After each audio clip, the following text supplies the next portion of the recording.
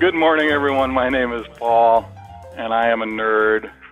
And you are here for many things. You're, of course, here for the fact that we've got our Worldox webinar on using Worldox Web 3.0, manage and access documents from outside the office with Worldox Web 3.0. And we're proud to welcome Rebecca Sattin from Worldox to talk to us about that. You are also here for the absolutely first webinar in Zoom. So welcome to Experiment Zone. Hopefully the person that was in here before when we started the webinar and had to end it and restart it has joined us again. Of course, as you all know, we're recording these, so that won't be an issue even if that person did get kicked out. But our first webinar in Zoom. Rebecca, tell us about yourself. Tell us about Worldox. Show your screen. Let us take a look at Worldox Web Mobile 3.0. Hi, Paul, and thanks for asking me to join you today. You're welcome.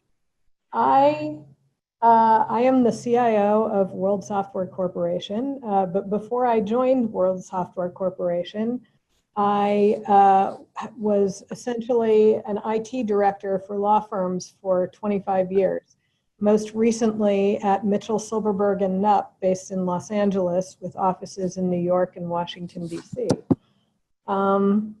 World Software Corporation, I'm assuming you all know something about that since you're here to see the latest from Worldox. So we actually just celebrated our 30th anniversary this year. Yes, we're a software company, and yes, we've been around for 30 years. Not a usual thing in the software industry. We have over 6,000 customers in 52 countries, and a wonderful network of resellers, one of whom is Paul Purdue and Attorney Computer Systems. So I think with that, I will get started because you didn't really come to hear me talk about myself as much as you came to see what's new with Worldox and Worldox Web. So we've always had a Worldox Web product.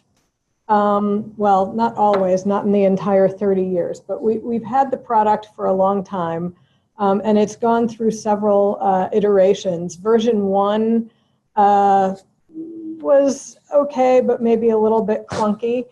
In version 2 that went with Worldox GX4, you had to have GX4 if you wanted Worldox Web 2.0 and 2.5. Things improved a little bit, but what we decided to do with Worldox Web 3.0 is we really wanted to make it easier for people to work when they're out of the office. So what we've done is we've tried to make it look a lot more like the Worldox you all know and love. So up here you can see you've got a search box, search by doc ID or description, just like you do in the Worldox Thick client in GX4. Up here, you've got the buttons to change what you're searching by, so you can do a full text search, or you can search both doc ID and description and text directly from here. And whichever thing that you've selected will show up in a light gray text up here. I'm going to go ahead and switch it back to that for right now. On the left, just like in Worldox GX4, you see your favorites, which over here you can select from a number of different types of favorites, your Acrobat favorites, your favorites from other programs. You've also got your favorite matters. Now, we were trying to make the screen a little bit less busy, so what we're showing here with our favorite matters is the cabinets in which your favorite matters reside.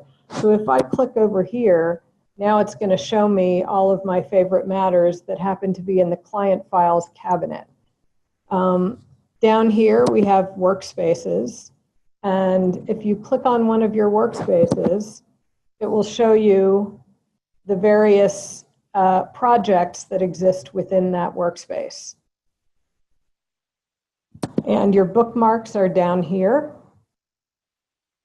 And once again, we have cabinets at the very bottom that allow you to navigate directly to one of your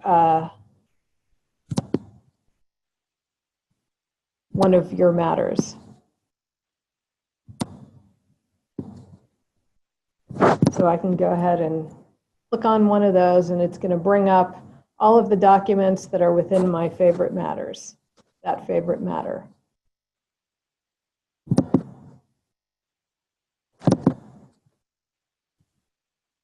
And I'm going to do a search.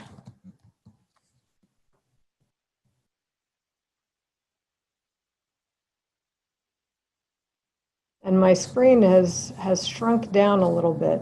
So one of the things that we've tried to do, when you access Worldox Web from a browser, you'll see that you can actually click on one of the files here, and then you can download that file. This is no different from previous versions of Worldox Web. What we've changed, and I'm going to go ahead and minimize this for now, we've added some integration with the locally installed products. So one of the things that's been difficult working remotely, even with Worldox Web with the previous versions, is that there are a lot of steps involved. If you just want to view a file, that's great. But if you actually want to open a file and work on a file, downloading the file, then opening it in Word, making your changes, saving your changes, closing your document, opening your document, or uploading your document, that was a lot of time-consuming work, and I think it turned a lot of people off. So what we've done is we've added to this our soft pop-up integration. So I've just clicked File Open in Microsoft Word, and now I've got that same Worldox interface. So now, if I wanted to actually open up a file, first of all, if I just single click on the file here, I can view the file. I also have access to the profile information. I can email the file directly from here. And if it had versions, I could click on this and see the different versions of the file. But I want to open the file. So I've selected the file over here, and because I'm now in a File Open dialog from Microsoft Word, which you can see up at the top here, I now have the Open option instead of the Download option. So I'm going to go ahead and click Open. And this is going to open my document here in Microsoft Word. And I see this is a document that some of my colleagues have been using to test. I'm just going to add some random text to the document. I'm going to save the document.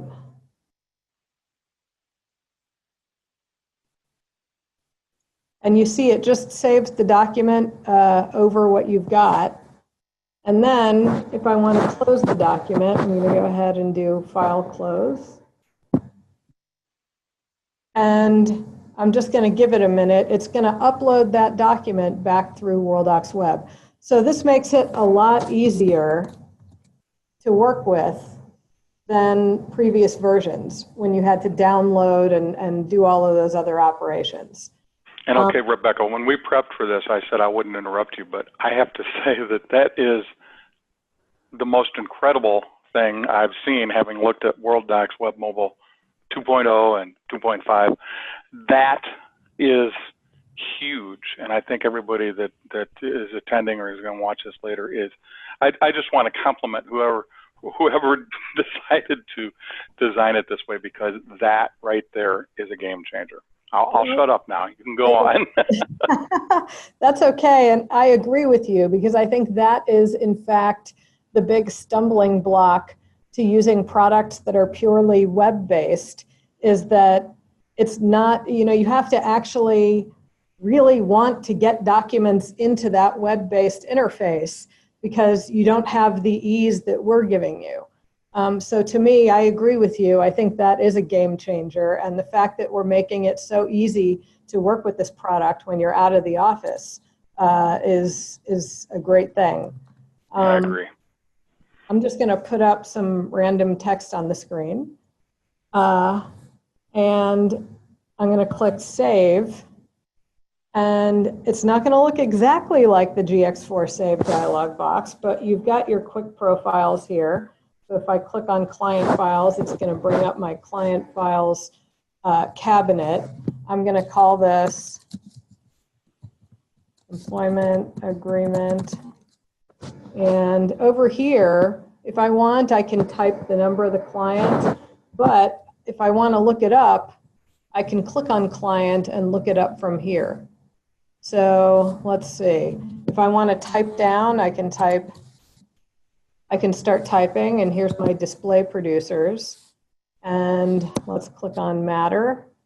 And I'm going to use this Fifth Avenue Real Estate. And this is an employment agreement. It's because I didn't get rid of that I don't see my list. So I'm going to select Agreement. Down here, it gives me the ability to add categories if I wanted. I'm going to just select this one. And I'm going to go ahead and click Save. And you can see up at the top, I've now got a doc ID. Now, again, if I wanted to make some changes to this, let's add in December. I'm going to add the date. OK. And now I want to do a Save As. So my Save As dialog is going to pop up. I can save this as version 2, just like with Worldox GX4.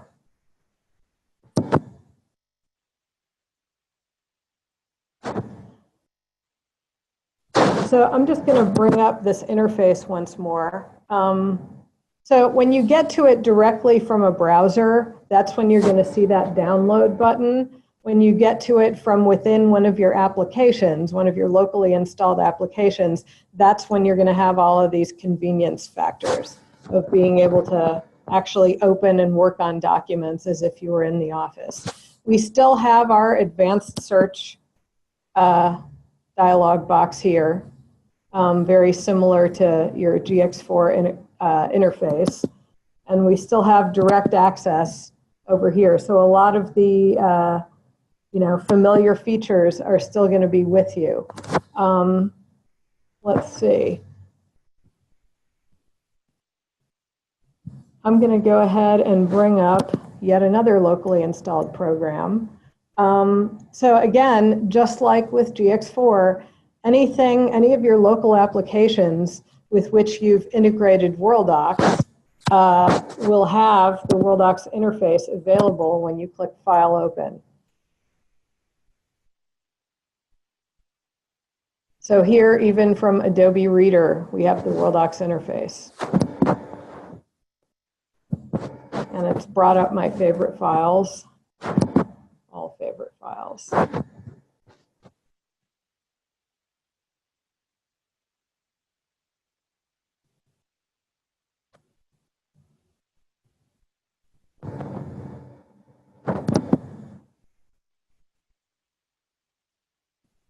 And once again, we have the viewer within here.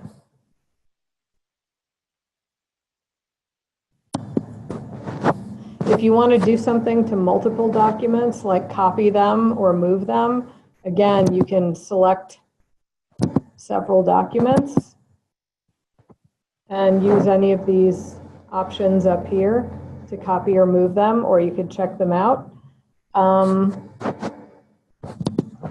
And again, we're within Adobe Reader, so I'm going to go ahead and open this, view this, excuse me. Open with the Open button.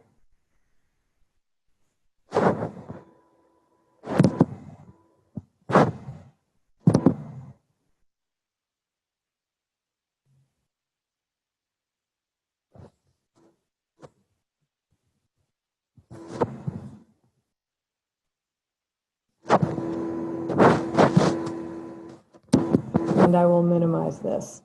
So again, Worldox Web, I think our goal with this product is that we're gradually going to be adding more and more features to it that are from, let me go to all of my favorites here, that are from the Worldox GX4 thick client, because we want to make it as easy as possible for people to be able to work outside the office. Another thing that we've added over here, you can see some of our categories. So I can actually right-click here and add categories.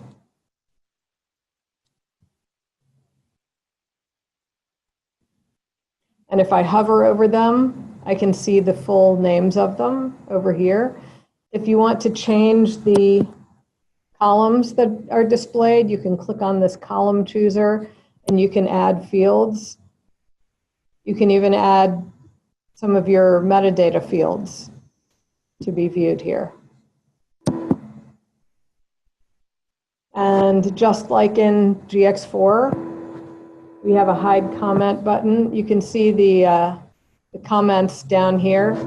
Somebody's a music fan. And I'm going to hide those comments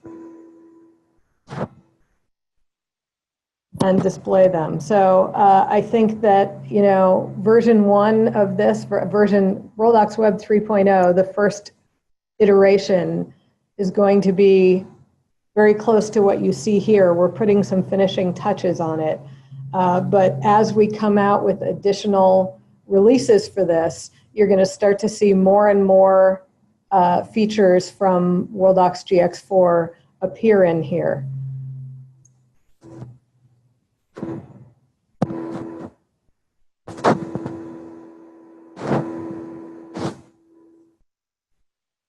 One thing that we're working on is to be able to give more control over projects.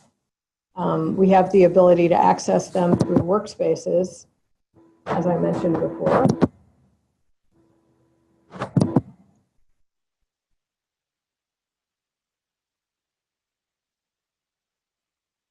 But we're hoping to come up with some additional features.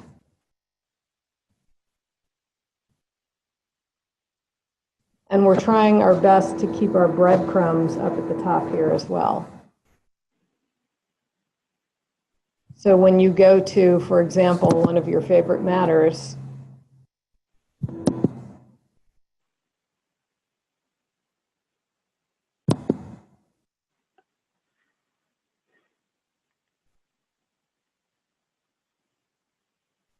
it will show you the client number and the matter number.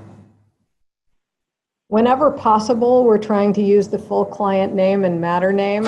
So I think that may be coming to the top here because I think that seeing that information, just like you can see it in here, makes it a little friendlier for people to use.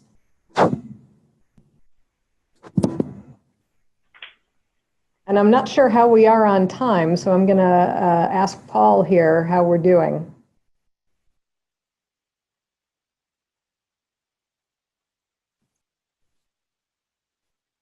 If you're still there, Paul? Oh, I'm sorry. I muted myself instead of unmuting myself.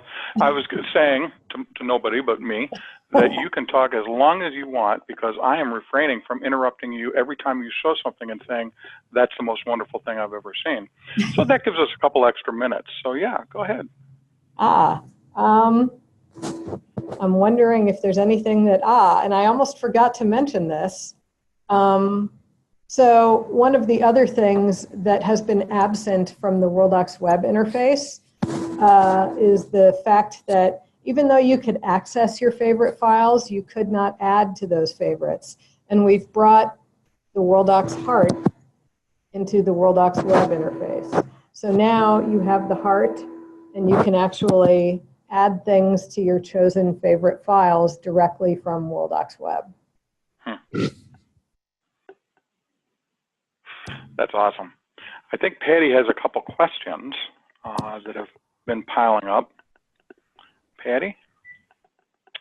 Rebecca, one of one of our clients' requires the use of unique encryption keys per tenancy. Does Worldox do that, or is there one encryption key for all tenants? So are you talking about our cloud? I guess I'm not sure I fully understand the question. Well, I think what Victor's asking is for this product, not for Worldox Cloud, but for this product, I'm guessing it's in a multi-tenant Azure-based platform. Well, so the one that I'm using to demonstrate is, but so let's back up for a minute. So for those people who have Worldox GX4 Professional, this component comes free, but the product comes free for you to install in your own environment. If you're one of our Worldox Cloud customers, then you get this product and we host it.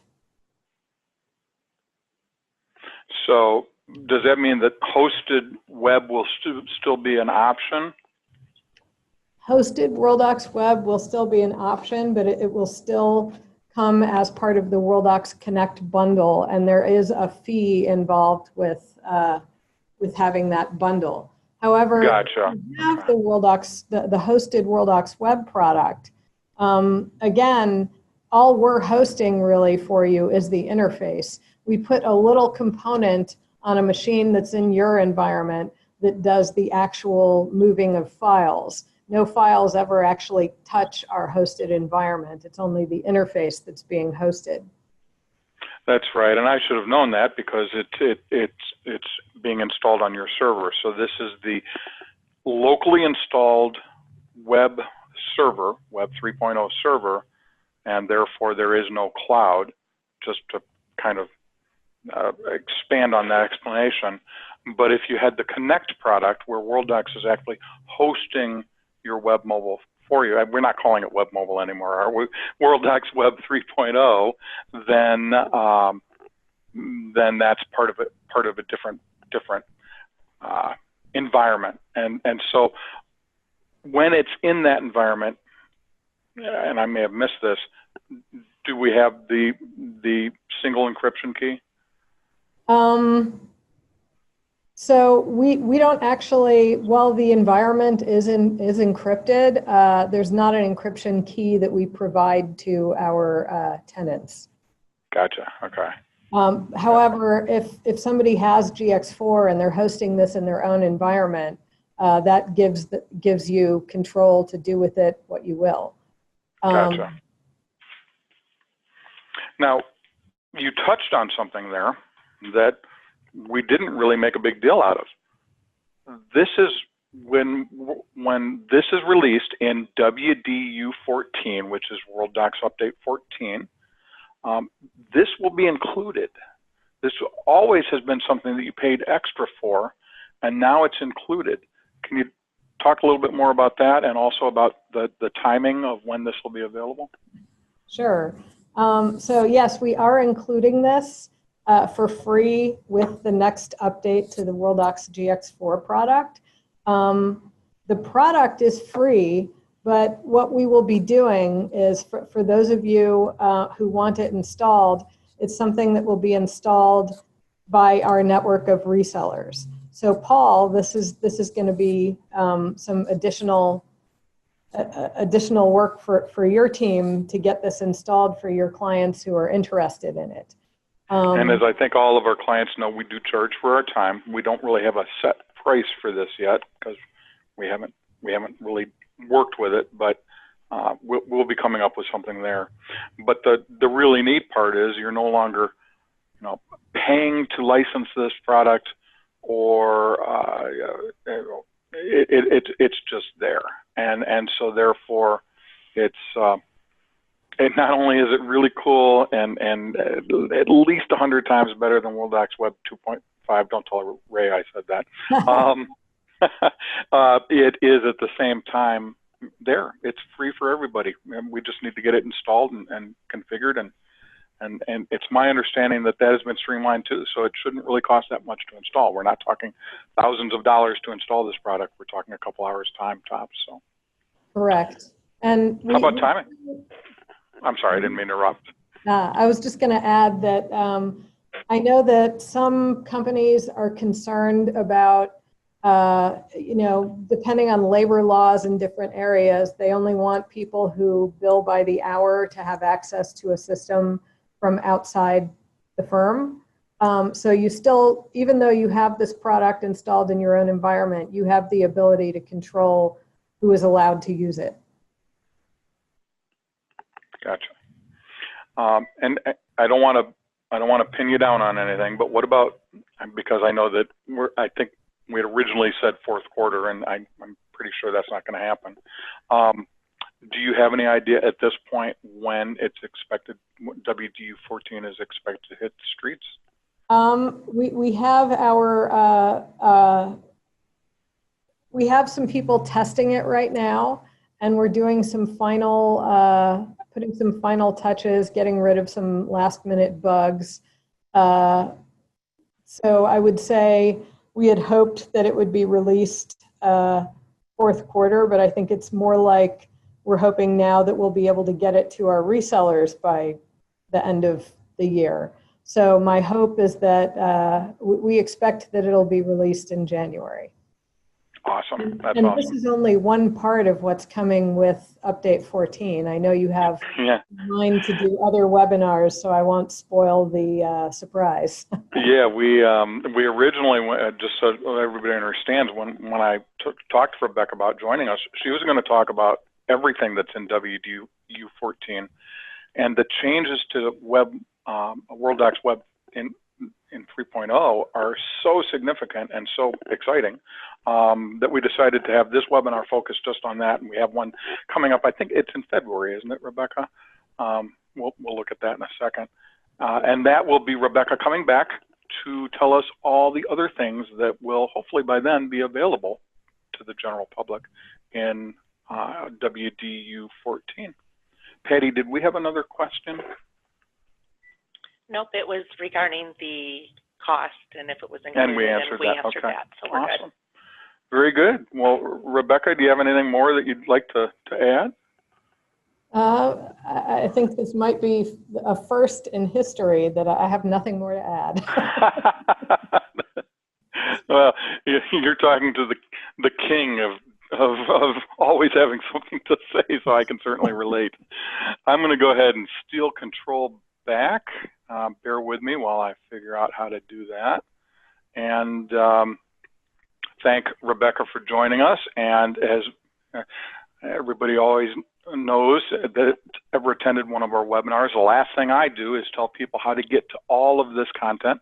You may want to show somebody else in your firm the video that we're recording right now. So if you go to attorneycomputersystems.com, notice my emphasis on the last S in the word systems, you will end up at a website where you can see all of our videos. And if you simply hover over this button, you'll get a list. And if we choose something like, let's say the Coffee Pot webinars, which is what we're attending right now, you will see information about our Coffee Pot webinar series.